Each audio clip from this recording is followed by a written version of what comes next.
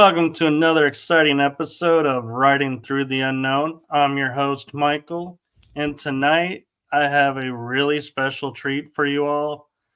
This guest I got through a friend of mine, and I have been so excited for this episode to come up because of the topics that he covers are so unique that I feel like I'm not even sure we can get into it all tonight, but we will do our best.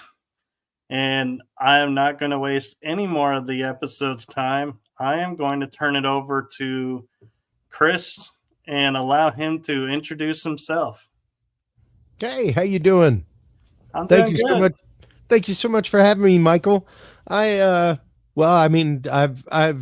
created Curious Research, which is the tip of the spear handshake between the world of paranormal and laboratory research. And in addition to that, actively write a ton of binaural beat music, creating stuff for everybody from people with ADD minds that have issues going to sleep to music for children, music for targeted individuals. And the latest album, Experiencer, is actually a binaural beat album with frequencies specifically for those who are experiencers of close encounters of the third and fourth kind, people who have been abducted by UFOs, people who have had close order contact with UAP, UFO craft, as well as beings from other worlds, to kind of help them release their PTSD and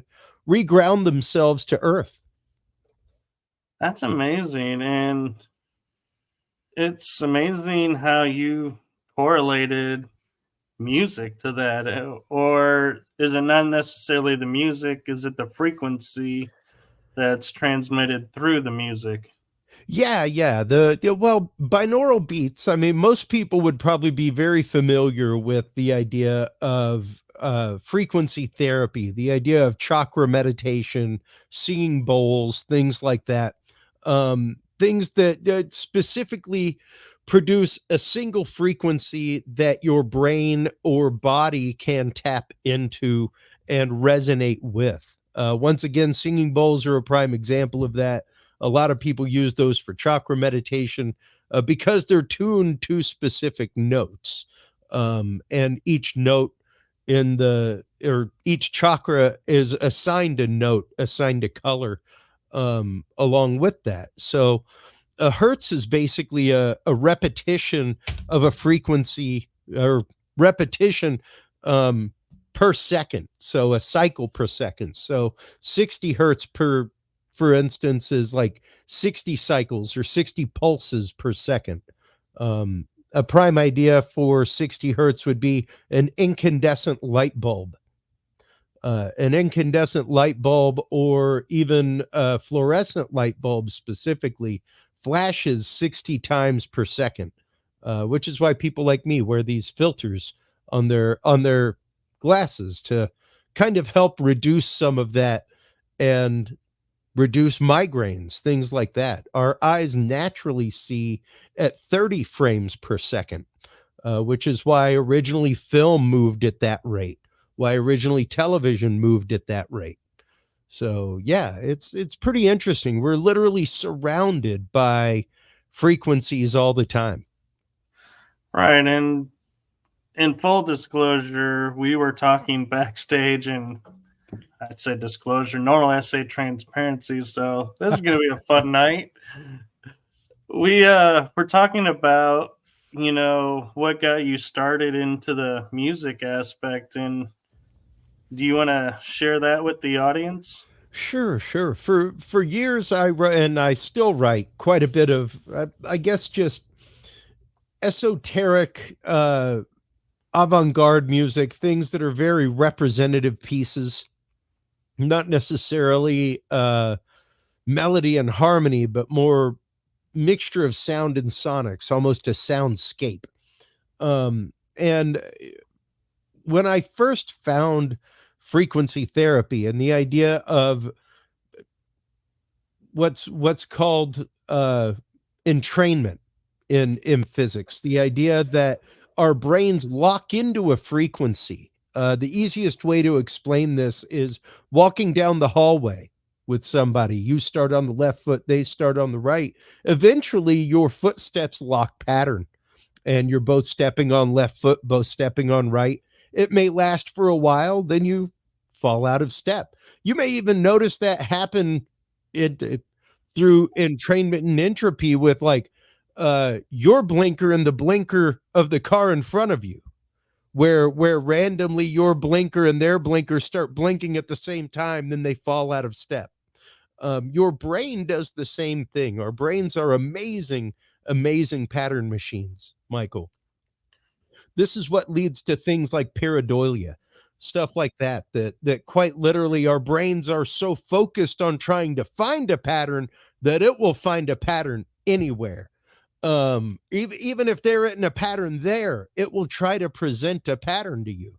And when I first ran across this stuff, I was uh studying abnormal psychology, subliminal psychology with a professor, and ran across the work of like the Lensfield Institute and Carl Lentz.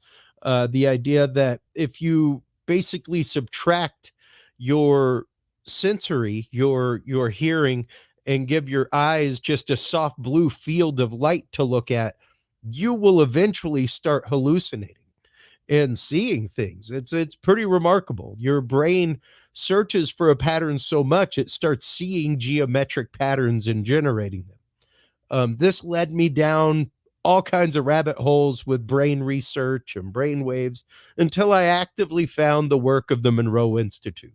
The Monroe Institute has been around since the 1960s. They are really the pioneers of what we know as binaural beats. Now, whereas frequency therapy is a single frequency that you're exposing your brain to, and yes, much like walking down the hallway or swinging two pendulums the opposite way, eventually they'll sync up and then they'll go the opposite way again. This was very well shown by Mythbusters on Discovery Channel many years ago. They did a great episode on the whole idea of entrainment and the physics quandary of, yeah, you put two pendulums and swing them opposite directions, and eventually they match up for some reason. Nobody really knows why. Our brains do the same thing. Now, whereas the frequency therapy and exposing your brain to a frequency just on its own is very much like going to a sauna, going and getting a massage. It's great for you. It's fantastic for you, has many healing capabilities, all kinds of things, and yes, can relax your mind. Binaural beats, as shown by the Monroe Institute studies and things like that, actively do something different, as opposed to just giving your brain, let's say, 596 hertz. You're actively giving your brain two different frequencies, one in each ear. And what's going to happen is you give your brain two offset frequencies whose sum is 596 hertz. So basically, what happens is you'll start hearing a wobble from the two things being slightly off from each other. And eventually, your brain goes, hey, wait a minute. Kind of sounds like you're trying to listen to 596 hertz. And it starts creating the frequency on its own. So, whereas one is kind of like going and getting a massage at the spa, the other is like going to the gym for your brain. Using binaural beats, you actively start training your brain to create the frequencies you need when you need them, as opposed to just responding to the frequencies when provided. So is that why there's like, for example, like I may find a heavy bass and rhythm uplifting and energizing, whereas somebody else will be like, oh my gosh, I cannot believe you're listening to that. That is the worst sound I've ever heard.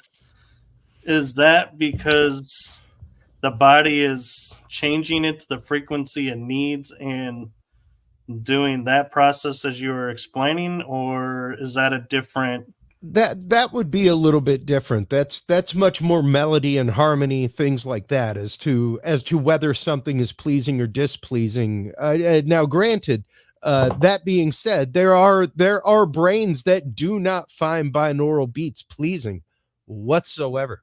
There is a range of probably about 5 to 7% of people who binaural beats kind of feels like they're getting a wet willy in their brain. It's just too much. They cannot deal with it. I know a few people like this, and it's interesting. I've even spoken with the Monroe Institute. I've been on their podcast. I've had Dr. Scott Taylor on mine, and we've discussed not only that, like what have you run across people? And they're like, yes, we've definitely run across a range of people who binaural beats is not a therapy that they can handle because it's too much for their brain. It's uncomfortable almost for them to listen to. Um, and it's interesting to know that. And sometimes even like we've discussed with Dr. Scott Taylor is the idea of the dissonance between the scale of the music that you're playing and the frequency that you're using. So yeah, there does sometimes come dissonance and disharmony, things like that, even within binaural beat music, because you've got to change ranges, you've got to move things, you've got to move notes around and change chords, things like that. So when you're using a locked in frequency in the background, typically my stuff is pretty buried in the background to the point when that's what I told him. I was like, he was like, because we tried specifically, like composing music, but eventually you run up against the wall of a key change or something in the music, or just the natural progression of the chords of the key that you're playing in, and it becomes dissonant with the binaural beat. And I was like, yeah, I just bury the binaural beats at 10% below all the music. So you're not going to hear that. Or so you hope. yeah. You're not going to hear the disharmony between the two because you won't hear the actual binaural beat. The binaural beat itself at that point is put at a subliminal level, so that you aren't actively hearing it, but your brain is still picking it up. All right. So, I'm and also go ahead. Go ahead. No, please. I was curious if, like, another example is, say, the 1812 overture. I can meditate to that, no problem. And Sure. I know that sounds strange with the cannons and everything going, how can you meditate to that? But then I know people who are like, absolutely not. And so how do you, when you're composing music to say like help with meditation, overcome everyone's distinct style of Well, music? now granted, when it once again, when it comes to musical taste, it's how much pepper do you like in a gumbo, I guess. Um, that's kind of how I've always looked at it. Because yeah, I mean, I know people that listen to heavy metal before they meditate. I know people that listen to hip hop before they do remote viewing. Like it depends on the person as to what music does. Music is a very individual thing. I used to be able to listen to a lot more heavy metal uh, regularly than I do now. It affects me a whole lot more just because of the speed at which I move in my life. So that's all, I think, very much a very personal thing. However, when it comes to actual frequencies and the use of frequencies behind that music or even frequencies in music, there are very specific frequencies that do very specific things, that peak alpha waves, peak gamma waves, things like that. And when you're talking about alpha waves, beta waves, that kind of stuff, it literally is at that point, here's a little slide that I use frequently that kind of shows you what some of the ranges are that are used in these things and what they do. And even when you're talking theta waves, um, stage 1 and 2 of light sleep, that's where you start getting into the range of once again 4 hertz to 8 hertz. That's quite literally like Schumann resonance. That's where you start dropping into the resonance of the actual earth. That is the frequency of a cat purr that you feel instead of hear. That's what's called infrasound. So at that point, the human ear, whenever you look at headphone ratings, folks, if you're buying headphones, get nerdy with it. Make sure that you get something that says 20 Hz to 20 kHz. That's 20 hertz to 20 kilohertz. That is the actual full spectral range of human hearing. Anything below that, your headphones may pick it up. They'll never advertise that though. Because technically it's infrasound. But yes, if you have really good headphones, you can definitely hear like things in 15 hertz, things sub range in that realm. And that's where you start feeling things like 8 hertz. Once again, that's 8 clicks per second.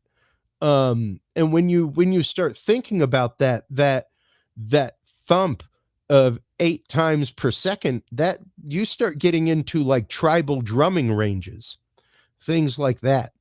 These are ranges that literally bring our brains regardless to a point of relaxation. Doesn't matter who you are, doesn't matter what your taste is. When exposed to this, your brain will relax. And it's pretty interesting. Because when you start looking at ancient sites, ancient civilizations, things like that, there's an album that I've been working on for probably about the last 2 years now called Within the Rocks, where I've actively been tracing tribal patterns from like Paleolithic art, rock art, things like that. And it's interesting. The whole concept was, what if the person who drew the pattern was actually synesthetic and was drawing the pattern of what they heard in the world around them? Me being a musician, an electric engineer, things like that, the first thing I see when I see these patterns is like, wow, that looks like a sawtooth wave on my synthesizer. Like immediately I see oscilloscope. So I started turning them into oscilloscope sounds. All of these rock drawings and things like that. And oddly enough, there was a study that just came out, and I want to say it was in New Scientist, talking about specifically an area in Chile where they basically decoded the patterns on the wall, and it is specifically a drumming pattern. The square patterns of 3 space 1 space, it literally almost looks like Morse code. And if you've ever looked at drumming tabulature, things like that, where it's like hash mark, hash mark, hash mark, space, hash mark, space, hash mark, like it's a rhythm. So it's literally like somebody, a shaman or somebody else, has taken the time to draw out the rhythm of this sacred spot. Like, here is the drumming pattern that you need to use at this sacred spot. And it's been there for tens of thousands of years. We have literally just forgotten about it. Right. And so it's pretty interesting to see that it is. And it makes me think of Chichen Itza, the pyramid where you clap and it echoes back. Yeah. And I'm thinking now, where they say, oh, it's just, they designed it for this and it's all about the sun and everything. And listening to you, I can't help wondering now, is that generating a specific frequency? What frequency is it, and what's the purpose of that frequency? Well, and that's just it. When you start looking at, there was a fantastic article just done by Andrew Collins about Stonehenge and the fact that many of the stones there resonate at specific frequencies, and even cast voice. So yeah, much like the parabolic dishes that you see at children's museums or out in public parks, where you can stand at one dish and stand at the other and like whisper into the dish and hear each other like 200 feet away, stuff like that. So yes, if people stood at specific stones during rituals, they could mumble things, and the person taking part in the ritual would be able to hear them at a distance. Just remarkable things. I'm always reminded of when I was about 19. I spent a semester in Europe, and all of our professors were certified tour guides. We spent 10 days in Greece and got to go to uh, the the Oracle of Delphi and got to go to the theater there. And I remember my teacher standing down in the center stage, and I'm a theater geek. I'm an audio engineer, things like that. There he is standing down there. I'm at the top, and he pulls out a wooden match and strikes it. And it quite literally sounded like he was standing right next to me, 200 feet up a hill. No microphone, no speakers, just standing in the middle of a stage. Uh, they built that area specifically to be able to do that. And it's remarkable to see that, yeah, there is an ancient civilization, quite literally Bronze Age, that had the know-how to know the physics of sound enough to be able to make that happen, to be able to carve that into the hill and make that amphitheater a reality. And it's remarkable. We copy those things all the time. We regularly forget. The example I normally give is I'm Cajun by blood. My mother is 100% Cajun. I'm 50% Cajun. I don't know a Cajun my mother's age that speaks Cajun. Not 100%. They may know some choice words. They may know some phrases. They may be able to hack their way through what mama is saying in the background, but they don't speak it.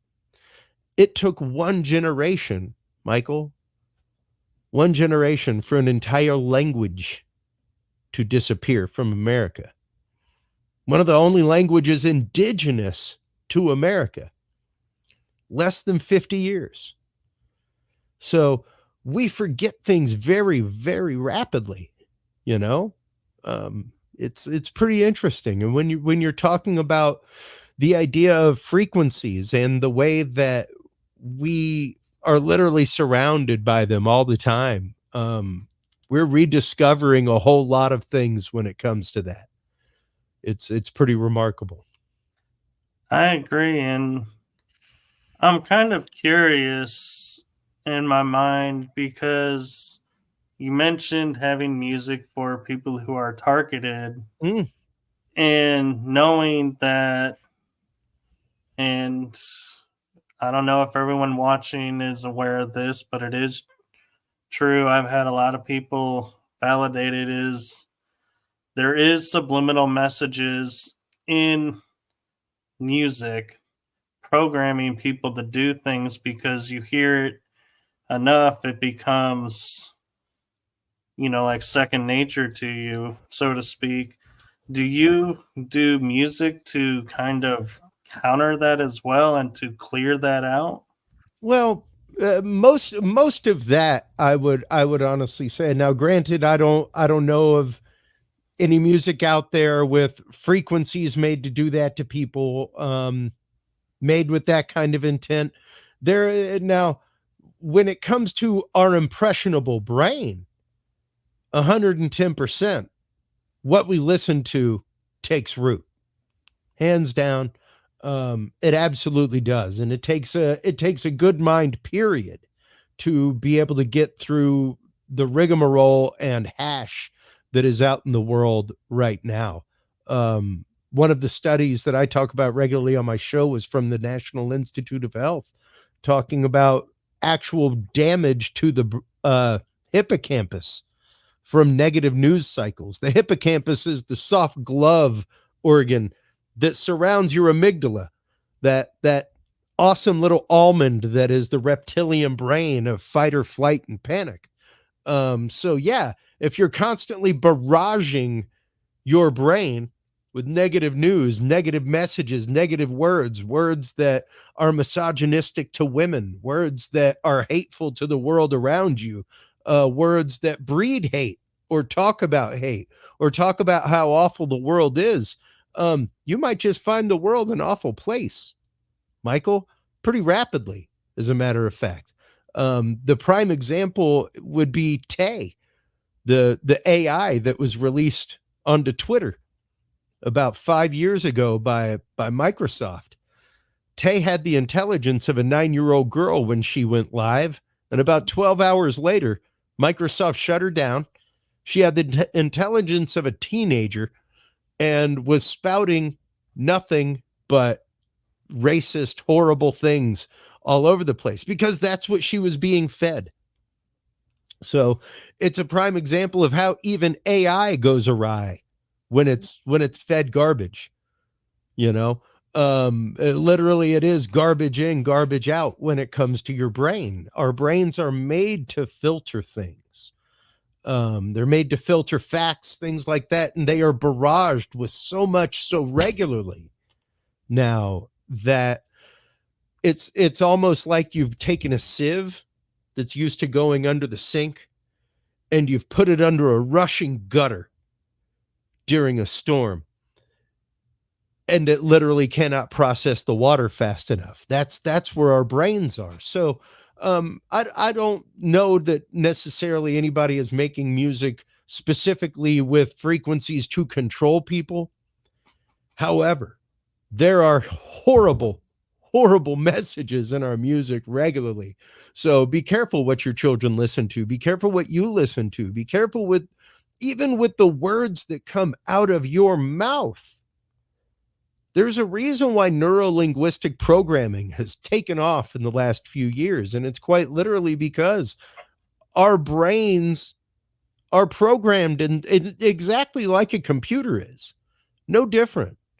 The only difference is we are wired for negative reinforcement, Michael, because of millennia of survival has wired us to understand faster that fire is hot and will hurt you than how to make a fire and cook food. Right. Yeah, that makes sense. So yeah, like we're wired, and it's interesting. Even the idea of vibration. One of the really deep points comes from Kabbalah, and the idea that because we were uniquely breathed into during creation, that we take part in that creative force that spoke the universe into being. So our words matter more than our actions because of that. Because of that, we have the power to manifest things into reality with our words, good and bad, So it's pretty remarkable to think about that. The idea that, yes, we are vibration and we participate in that. So our brains can filter those things, and yes, our brains there is music made, and there are frequencies specifically to help clear that out, to help get rid of negativity, to help get rid of constant negative self-talk. That was one of the albums that I did, the first one in the Targeted Mind series, which was actively for targeted individuals, people who suffer from Havana syndrome type symptoms, things like that, who for decades now have complained about being targeted by electronic harassment means, hearing voices that are not their own, all kinds of things. And that's something that whenever I have Dr. John Hall on, that we talk about regularly, is the idea of whoever you are. Doesn't matter if you're a targeted individual or not. Know yourself. Know your inner voice.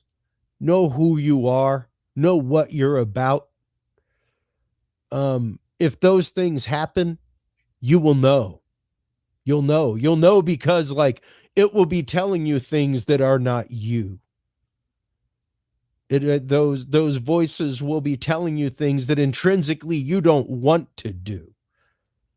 And pay attention to that, because we are influenced by an entire world around us, Michael. I'd love to say that there isn't subliminal stuff out there. I mean, technically, I'm making subliminal stuff by all technical means. But if subliminal advertising didn't work, we wouldn't have laws against it. Very true. Let's put it that way. There is no law against the experimentation of the government upon the people. No law preventing the military to experiment upon the people. No law to prevent any of that. Still working on it. But there's actively a law that says they cannot pop one frame out of 30 that says buy Coke in the movie preview reel. Because they did it and it worked. That's like me and my wife normally tell our kid, like, there's a sign there, boy, because somebody tried it and it didn't work out for him. Yeah. So that's the reason why there's a stop sign. Somebody didn't stop and that did not go well, So yeah, like there was a point in time where during Let's Go Out to the Lobby, they flashed drink Coke in one frame out of 30, imperceptible to 98% of people. Not, like maybe 1% of people might see that flash frame and go, what the heck was that? But your brain sees it, your brain decodes it, and your brain goes, ooh, Coke, that'd be tasty. And now you're thinking about Coke instead of watching Popeye. And you go, ooh, well, I guess I got enough time during the cartoon to go grab a soda real quick. I'm going to go grab a Coke. Forget the barks. And it's interesting because when you start following that rabbit hole of frequencies, when you start following that rabbit hole of specifically subliminal frequencies of 30, and I say that because our eyes see at 30 frames per second. This has a lot to do with, if you remember, I'll be 50 in a year. It was called the idiot box. Boob tube, things like that when I was a kid. Thing will turn you into a zombie, boy. It'll melt your brain. They weren't necessarily lying. 30 frames per second, 30 flashes per second will absolutely put your brain into a state of reception and zombification, into a state of relaxation after a good little while. Now, you start looking at 60, once again, the idea of being inside of an office building, being inside of a Walmart, where you start getting tired faster, things like that. It's quite literally because the lights are flickering twice as fast than your eyes can see. And you're surrounded by them. You're all over the place. Your television in HD format is now at 60 hertz. So you fall into that zombified, stupefied state, ready to purchase. They don't have to put in an ad now. They don't have to do it. You're already twice as receptive. And now, thanks to that negative news cycle, you're already twice as barraged and tired to begin with. So it's interesting. And hey, never mind if you're watching 4K and you're going up to 120 hertz refresh rate. That's 4 times as fast. So yeah, it rapidly multiplies in the world of audio video, which is what I do for a living, oddly. I've said for years, come the point of the regime, I guess I'm guaranteed a job. So I'm kind of curious, can they use the frequency in like shows to not necessarily, make you want to get a Coke, but to think differently about an event, like say a TV show about cowboys and Indians. We all seen kids watching that, Hmm. and then they go play cowboys and Indians, and one always says, "I want to be the Indian." The other one's like, "I want to be the cowboy." And occasionally you'll see, "Well, how come you're the Indian? I wanted to be the Indian." But it's always, and so was that programming? Not necessarily in that right. No, because at that point, how come one person didn't get the program and one person did? If that's the way the program works, more than likely, though, what you could do is under that video, put in frequencies that help build empathy, put in frequencies that help build fear, things like that. um kind of along the lines of the Ludovico technique that's used in A Clockwork Orange, where they're using uh quite literally images of violence to a point that he doesn't want to watch the violence anymore, but they're also marrying it to the music that he used to perform the violence to, Right. so that it forms a form of aversion therapy at that point. That when he hears one thing, it reminds him of the other and makes him physically ill. So there are ways that you can do that for certain. But that once again takes plenty of time to do so, and also a willing mind at the same time. And that's just it. Any kind of hard hypnosis, things like that, really do take a receptive mind to happen. Either that or it's going to take a whole lot of time to break down that willpower. um so yeah. Right. So hard And subliminal work like that is completely completely different than actual like frequency therapy, that kind of stuff. There's mm, very little. Most frequencies that you would be talking about would be more along the lines of um, things like crowd control, that kind of stuff, where you would be using frequencies on a wide swath to be able to bring people to their knees, or even to vibrate a message into their skull that hopefully they listen to. The prime example of that was, of course, the voice to skull technology used in the first Gulf War. Um, there was the story about the platoon of Iraqi soldiers that put their guns down, hearing the voice of Allah telling them to surrender. So there are definitely voice to skull technologies out there. There are definitely microwave technologies that can be used to shake your brain and damage your brain. China came out with their announcement of their brain shaking microwave laser a few years ago. The Pentagon has looked for a while into lasers that can put voices into heads.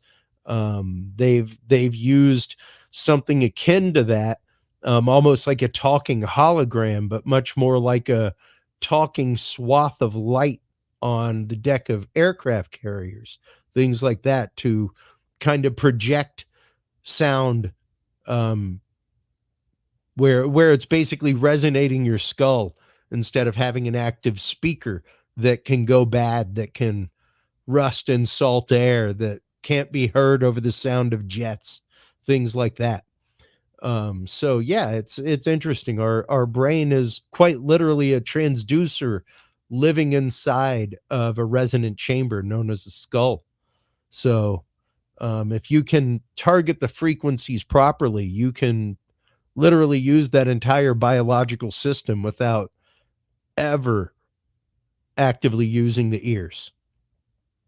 and what's interesting is I remember reading at one point how music can make or break what our world around us, like the TV show Success or a Oh, movie. sure.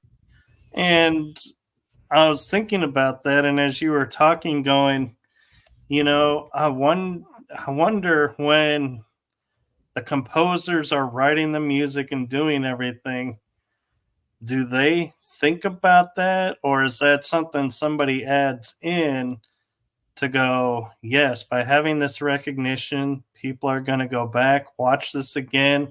They'll buy the movie because they want to hear the music, because they associate the music to this.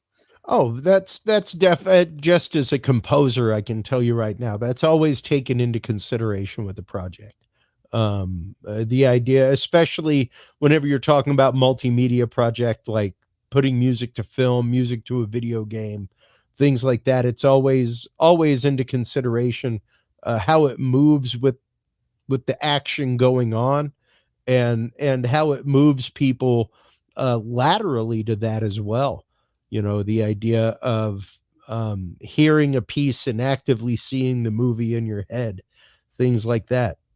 So when John Williams is scoring a film, when Alan Silvestri, um, who's a personal favorite, is scoring a film, those are things that they absolutely take into consideration. And what's funny is that if you get familiar with those composers, you can spot them. They have signatures. They have very distinct signatures. For instance, Alan Silvestri is the composer of Back to the Future. And if you listen to his compositions, somewhere in them you will hear something similar to that small revelatory tone that takes place in Back to the Future, where you hear the bling, and it's in almost everything he composes. It's pretty remarkable, but everybody kind of has it's no different than a rock guitarist who has a specific tone, and yeah, it's just one of those, and some people can spot those things, some people cannot. Yeah, Same way that some people can, once again, spot that there was a drop frame in something and some people can't. It drives my wife crazy because my years of television and broadcast and live event production, like I'll be watching the news with her and point out like burnt out pixels on cameras. Like, watch, whenever it goes back to the news anchor, look on his lapel, you can see a little white dot that like doesn't move whenever he moves. It's like, it's awesome. You can see the little burnt out pixel from where their camera's just been on 24/7.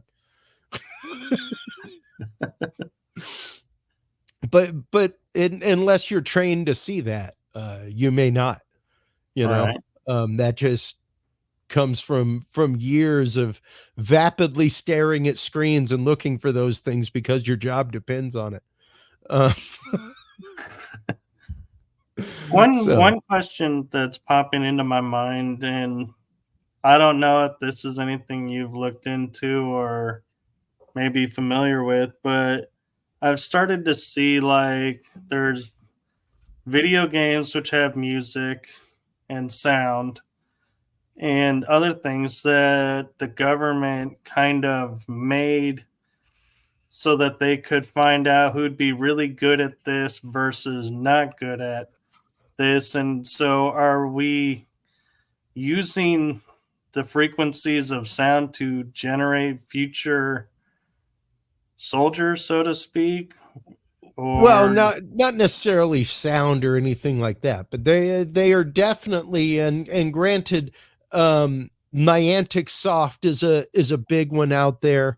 There are numerous companies that work under DARPA, that work with DARPA, that work with, my God, it just left my head.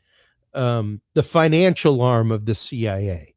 Uh, people who get their funding from them, like Niantic Soft and Facebook. InQtel. Feel free to look them up, folks. INQTEL, InQtel. They are quite literally the financial investment arm of the CIA, and they invest in future-looking technologies. They are the people who gave the first round of funding to Niantic Soft to help build Pokemon Go. So wonder why it was like, hey, go find the Pokemon in your grandma's basement. Probably because your grandma didn't like sign on to having a government camera in her basement. Right.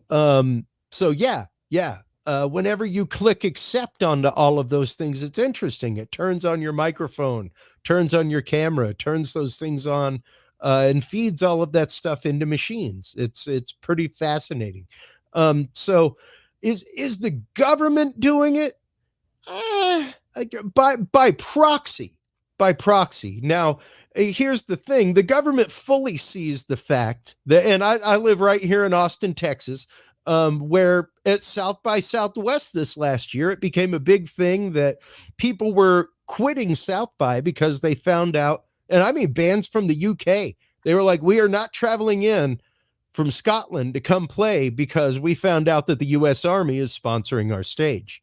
The U.S. Army is embedded hip deep right here in University of Texas with the Future Warfare Division, looking at how drones affect warfare, looking at how AI affects warfare, looking at how social media affects warfare. Once again, Facebook got its first part of its first round of funding from NQTEL. Never forget that little thing called the Arab Spring that happened, where Hosni Mubarak was overthrown in Egypt. That happened because of a random Facebook post where somebody said, you know, I bet if we all go down to the town square, they can't stop us all. They never really found that account. So when you're talking about social media that moves masses and that gathers data en masse, when you're talking about that kind of stuff, it's out there. It's out there. And they can't legally gather the data, but private companies can legally gather the data, and they can garner it through other means from the private companies. So is the government necessarily doing it? No. But are they funding video game companies knowing full well that it's kind of like the prime example being and pardon me, I'm not going to, the color of my show is purple because I am non-political. I'm not binary when it comes to political. I am square in the middle of the colors. I'm purple. But when it came to the presidential assassination that just happened, and people were like, how could some 21-year-old, it's like, how that kid's been playing sniper games since he was 16. That's how. Quite literally 3/4 of the games he is playing with a crack squad of 5 other players trying to get to a high vantage point and snipe people off. That's how he spends 6 hours of his day. Yeah, I mean, that's really true. Yeah, like years ago, the government and the military was like, we need to start recruiting Halo players and gamers because they already know how to work in a squad. They already know how to follow a chain of command.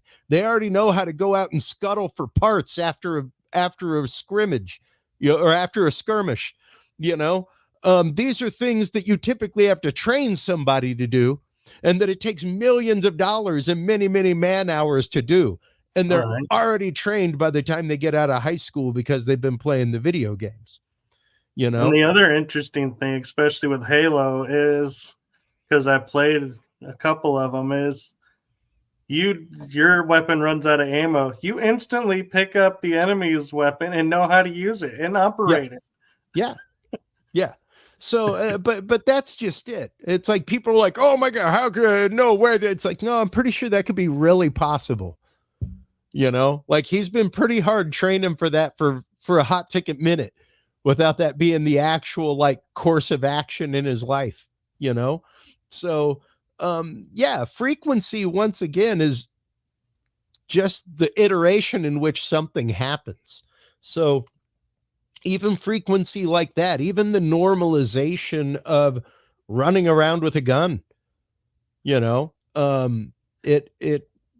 It can do something, and not everybody is of the same mentality, unfortunately, Michael. Not everybody is of the same filtering capacity in the world, you know. Yeah, So and we kind of have to consider that, and we kind of have to think about that. We are all individual biological machines that respond to a stimulus in a totally different way. yeah, and I feel like having you on and talking and your knowledge of all these frequencies and everything, I feel like I would be amiss if I didn't ask you about the urban legend frequencies, like the certain tone that you could play where people will automatically brown themselves or There start to do this or that. Do there those are really? there are definitely, now the brown note is something that can be attained, but it is different for each person. Yeah, because the resonance of each person is going to be different. If you're going to resonate differently if you're 250 pounds and if you're 150, there's just different amounts of mass there. So trying to hit that specific frequency through that mass is what you have to worry about. Now there are ways to do certain things. Most definitely, like right here, I've actually got kitted up what's called a parabolic speaker. And a parabolic speaker is basically a speaker that can be dialed. If you look inside, you can see this nice little honeycomb of elements. All those elements are ultrasonic frequency emitters. So this basically, on the back, I can reach in with the screwdriver and adjust the distance as well as the width of the cone of noise. They're frequently used in museums, things like that. Whenever you step up to the light in front of a painting and you hear the history of the painting, and you step out of the light and it's silent, that is how that's accomplished.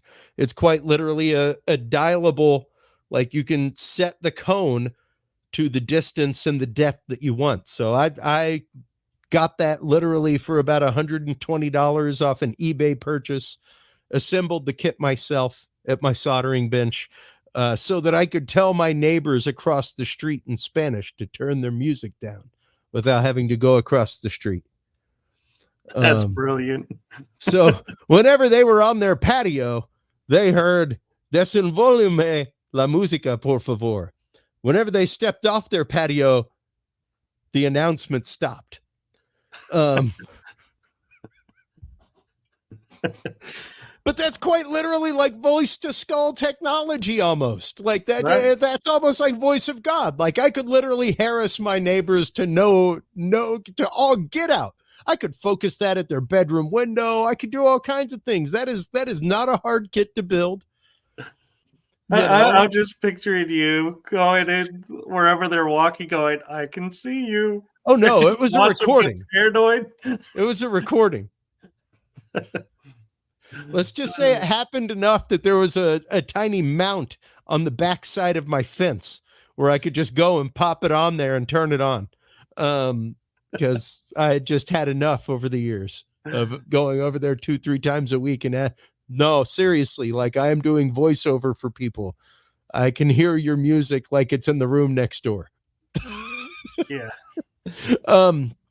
But yeah, these things are all over the place, and that's just it. Our lives now, Michael, are surrounded by this. They did not used to be. They at one point were not. And once again, we're receivers. We're big saline radio antennas walking around, man. So the idea that we are polluted by these frequencies, that we are influenced by these frequencies. I mean, even the idea that there are studies out there showing buildings, specifically buildings with mesh networks in them, schools, large building infrastructures, things like that have gone up in the last decade with, built-in Wi-Fi and all that kind of stuff, where they're showing metal and concrete fatigue years earlier than they should. because once again, none of those things are actually solid. You know, just to loop it back to the conversation, and I want to say it was maybe the pre-show conversation, the idea that we aren't even here. This is an agreed upon illusion. You and I right now, despite our distance, are sharing the same electron shell, Michael. By all ninth grade physical science and a physical science textbook, we are 90% empty space. So we are a conscious vibration, nothing more. That vibration, that energy cannot be created or destroyed. It can only change, form, can only change resonance and move to another dimension or move to another place and keep energying, keep doing its energy vibration thing. But Right. yeah, like it's wild. It's interesting to think that we are influenced by these things regularly, whether we choose to be influenced by them or not. You know, you don't really choose whether or not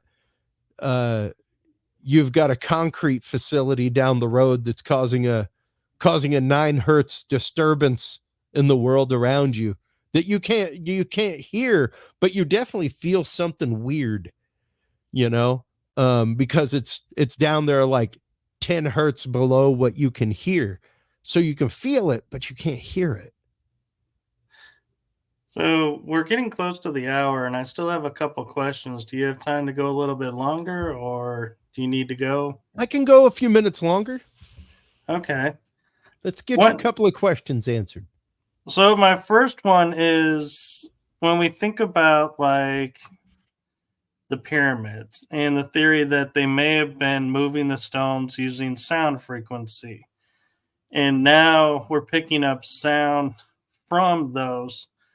Could it be that the stone absorbed the frequency that was moving it, and that's what we're hearing? Is the stone is saying, "Hey, this is this, what affected me and has placed me here.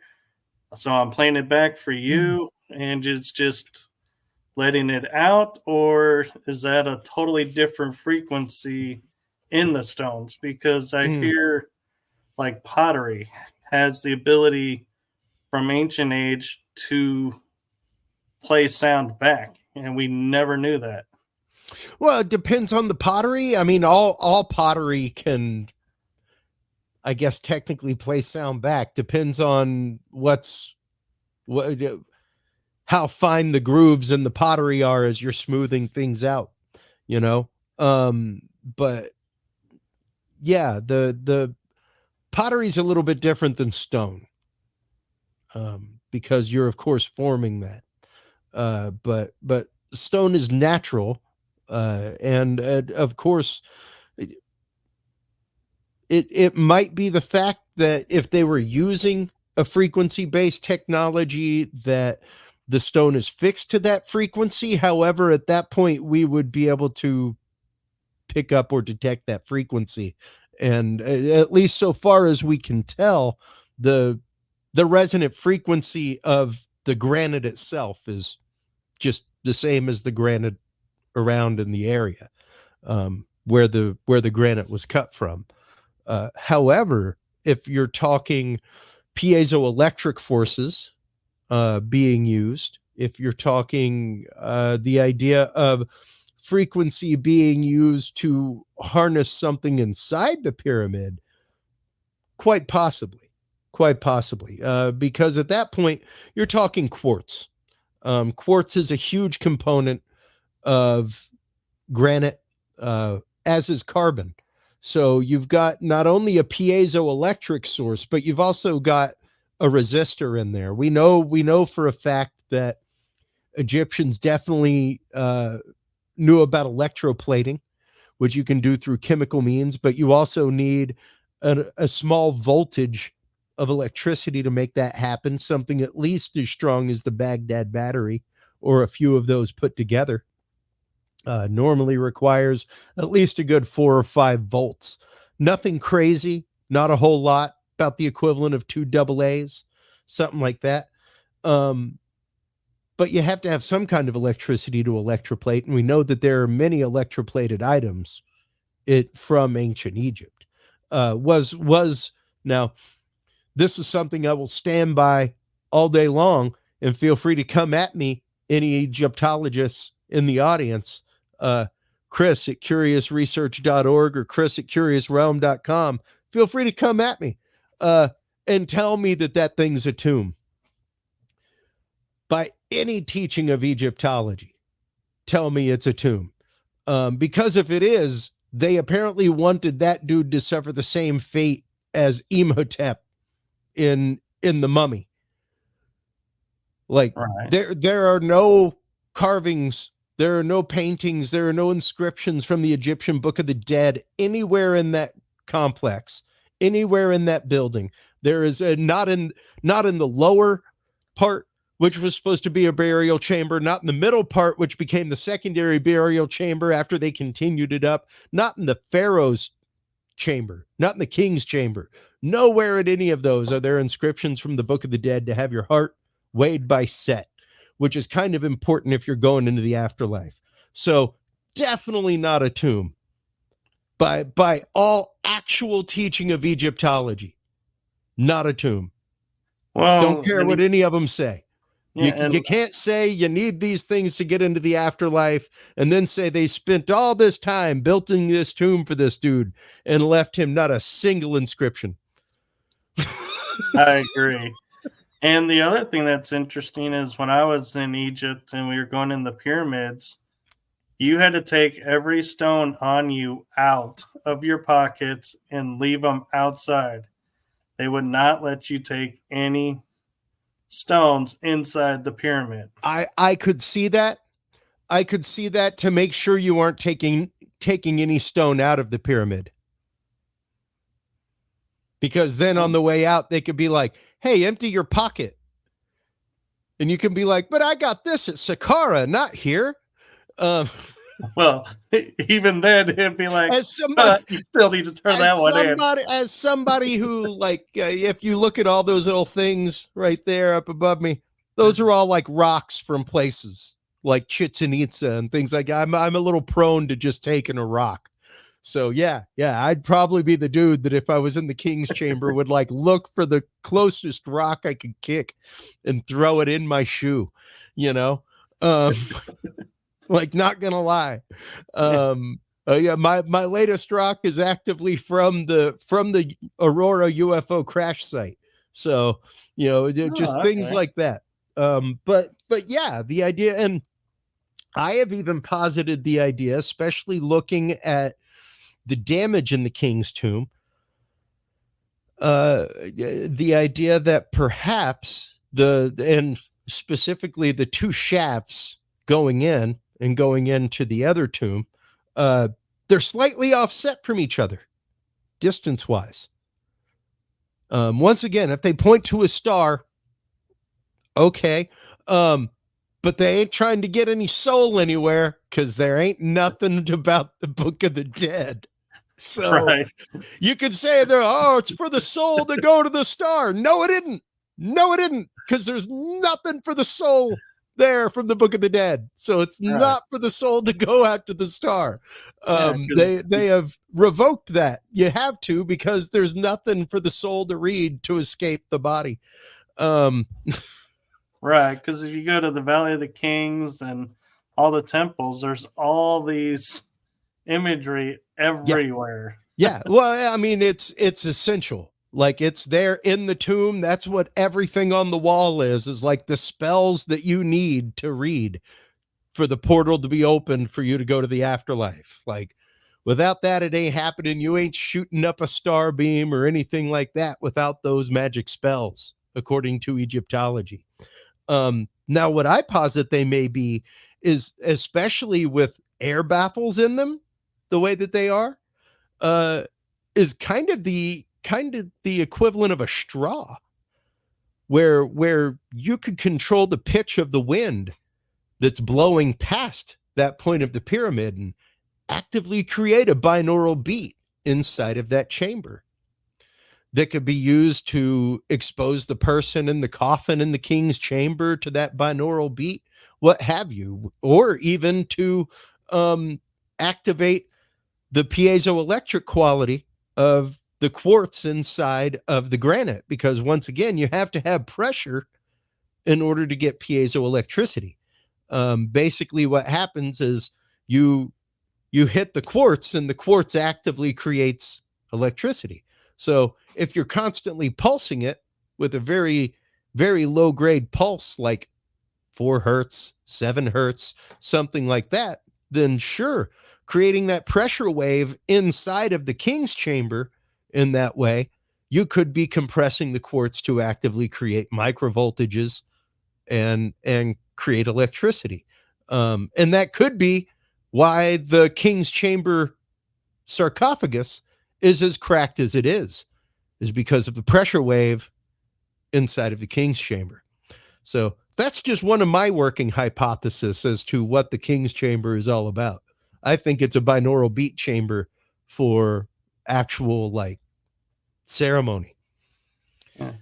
So I had a question, but I think I'm going to flip it and stay on topic where we're Okay. at. And so my new question is the capstones being missing. Could the fact that there's reports that they were either copper or gold influence, like you're saying, the piezoelectric field inside and the field inside to help resonate and alter what beat is coming through? It could. It very well could. It could be used as perhaps even oh my god, the name just left my head, and I'm trying, almost like an antenna, almost like the ferrule on the top of a Tesla coil, you know, the ball on top, which is what's used to radiate. It could have been used for that. Could have also just been used to absolutely present their presence at a distance, you know, being such a reflective material at that kind of distance, because of course they were covered at one point with casing stones also that were solid white, so that they could be seen at a distance.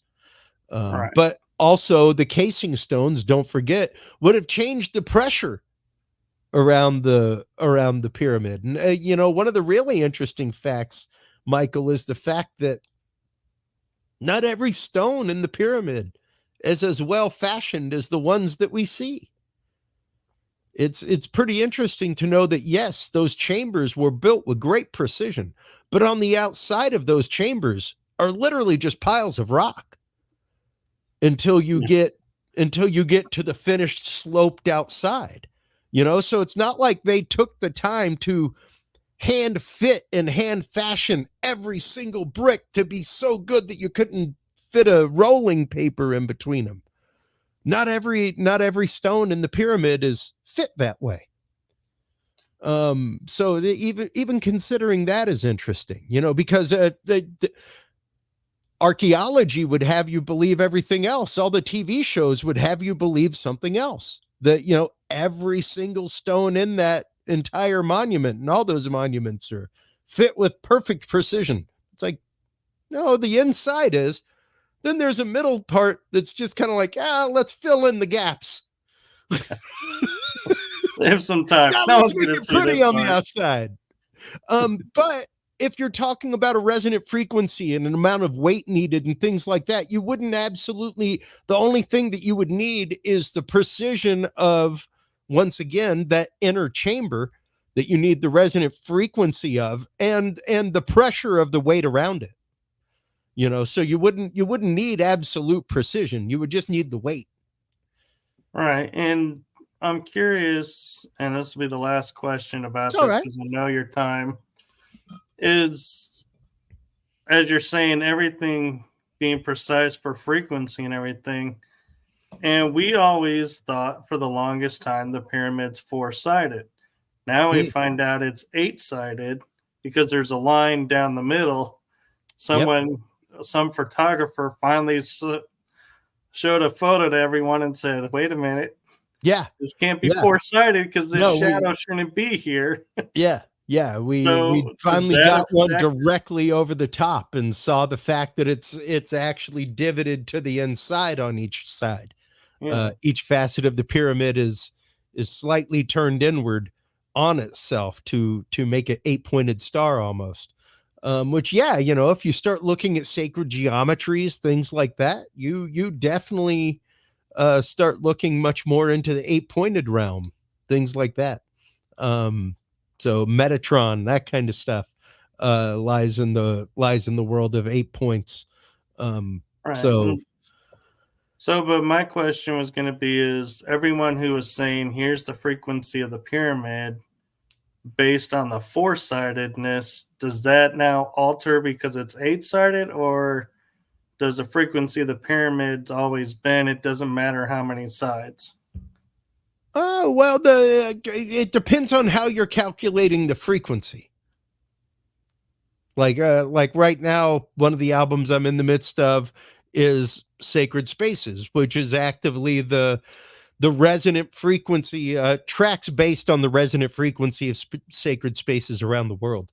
And one of them that I am writing is King's Chamber, based on the 19 hertz frequency of the King's Chamber, which, once again, just of the King's Chamber, the inner dimensions. Now, granted, finding the resonant frequency of the inside of a room is pretty simple. Sounds pretty simple anyway. It's basically from the point of source, it's doubled. So imagine you've got a set of speakers and a wall, 22 feet. Okay.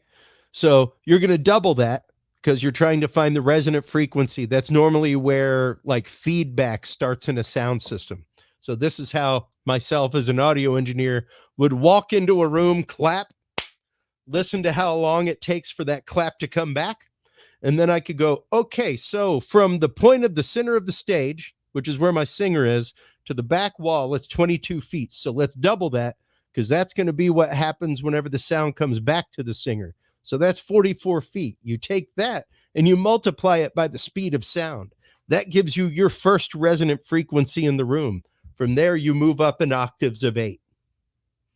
Okay. So by taking the length of the King's Chamber and doubling it and multiplying it by the speed of sound, you can come up with the first resonant frequency of the King's Chamber. 19 hertz is what it is, which is oddly enough 1 hertz below the range of human hearing. Also, the range at which the water in your eye starts becoming displaced and where optical illusions begin. And it's also the frequency known as the ether frequency, where you feel a presence of something else in the room with you when listening to it. So interesting that would be the resonant frequency of such a chamber.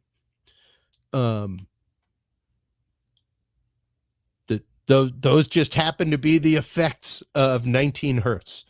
The idea that something is in the room with you, the idea that that's where your optical illusions start with the vibration of water in your eyes, things like that. So pretty remarkable. That is. And we will definitely have to get you back on because I feel like there's so much more yet to explore around this topic. Yeah.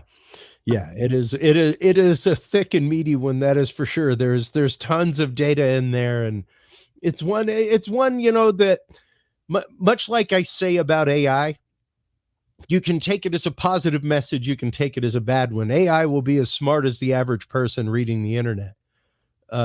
What I mean by that is that it's drawing its data from the internet. So if there's trash on the internet and things that aren't true, it's still drawing that data and it doesn't know whether it's true or not either. Right. So it's only going to be as smart as the average person. Take that as a sign of faith, or take that as the doom of mankind, whichever way you want. you know, six of one, half a dozen of the other. But it's the fact of, yes, there are frequencies that can do damage to you. Yes, there are frequencies that can be used against you, but there are tons of frequencies out there, tons of them that are amazing for you, that are great for you. One of the best ones out there, Michael, the sun. The sun. Get out in the sun, take hats off, take bonnets and scarves off, let your pineal glands soak that stuff up. It is utterly important for us to return to nature, to get back to the state that our bodies have been in for millennia. Michael, our bodies are not meant to be around. The technology is great. It's awesome. I am a proponent of the technology. I use every bit of it every day. All right. But you got to get away from it. You got to be able to step away from it. You got to make a concerted effort to like leave your cell phone somewhere else and get out into the country for a day. You know, it's important. You want to do a tiny little experiment with yourself. Here's one. Find your Wi-Fi router and unplug it every night for a week and journal your sleep cycle. See how much better you sleep after 7 days of no Wi-Fi in your house. You'd be surprised. So give that a shot, folks. See what happens. Yeah. Well, thank you, Chris, for coming on and for being a guest on this series. And appreciate you having me. Yeah. And thank you to everyone in the audience and in the chat room. And I feel like normally I ask for a golden nugget, but I think you just nailed that one. I don't know how you could top that one. Well, honestly, it comes down to the mission statement of Curious Research is citizen science. Don't forget, science starts with observation, folks. The minute you have observed something or experienced something, you have begun the science. It's the first part of the scientific endeavor is observation and experience. So never forget that. And keep being curious, make sure you're always questioning, make sure you're always open of heart, open of mind. It's essential. Very true. And if you're curious about his music, I have the links to the music that he provided in the description. So you can go there. He's putting it up on the screen as well. And all the links he gave me to share are in there in the description. So is there any other way that you may have to reach you that you forgot to add, you want to throw out there? You can find everything at artofchristopherjordan.com. You can find all that music as well at Curious Research, and you can tune in every Tuesday night at 8 p.m. Central on Curious Realm. Download the Curious Realm Roku app. That has tons of the binaural beat music on it as well. And you can tune in every Friday night at 7 p.m. Central on Ground Zero Media, just before Clyde Lewis. There you go. Worth checking out, people. And thank you again. And so everyone out there, wherever you are in the world, make it a blessed day, evening, or morning. Or as I like to add now, if you're asleep right now, sweet dreams to you. And when you wake up and watch this, may you enjoy it. And may it resonate with everyone. And, he said it so well. I'm like, I don't even want to try and repeat it because I don't think I'll do it justice. So make it a great day. All right. Good night, everyone.